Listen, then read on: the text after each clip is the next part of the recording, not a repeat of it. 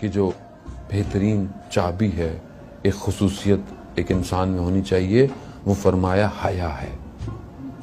لیکن حیا سب سے زیادہ بہتر ایک خاتون کے لیے افضل ہے کہ اس خاتون میں حیا ہونی چاہیے۔ عفت اور پاک دامنی خاتون کے لیے افضل ہے، اور شخص جو اس کا چاہے باپ ہو، چاہے بھائی ہو، چاہے اس کا شوہر ہو، اس کے اوپر بھی ظاہر ہے وہ لاگو ہوتا ہے کہ وہ اپنے گھر میں حیا کو، انسان گفتگو کرتے وقت حیا رکھے، انسان نگاہیں اٹھاتے وقت حیا کا دامن رکھے، حیا رکھے، پاک دامن رکھے۔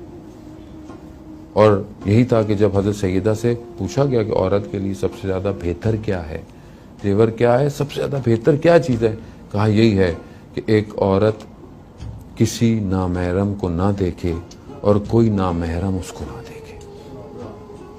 کمال یہ کہ ہم اپنے آپ کو معرض باہر وجود نہ لے کر آئیں، زبردستی نہ جائیں، اگر کوئی کام ہے تو جائیں، اور حتی الامکان جو ہے وہ اگر جائیں گفتگو کریں تو حجاب میں ہو۔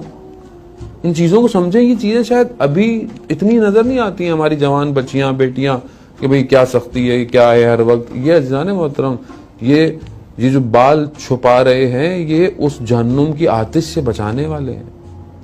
ان چھوٹی چھوٹی چیزوں کو مت سمجھیں کہ ذرا سے نظر آ گئے، ابھی کیا، ابھی تو چھوٹی بچی ہے، ابھی تو نہیں۔ عزیزان ابھی سے تربیت اور حیا گھر میں دیں گے تو یہ کل با حیا معاشرے کو دے گی۔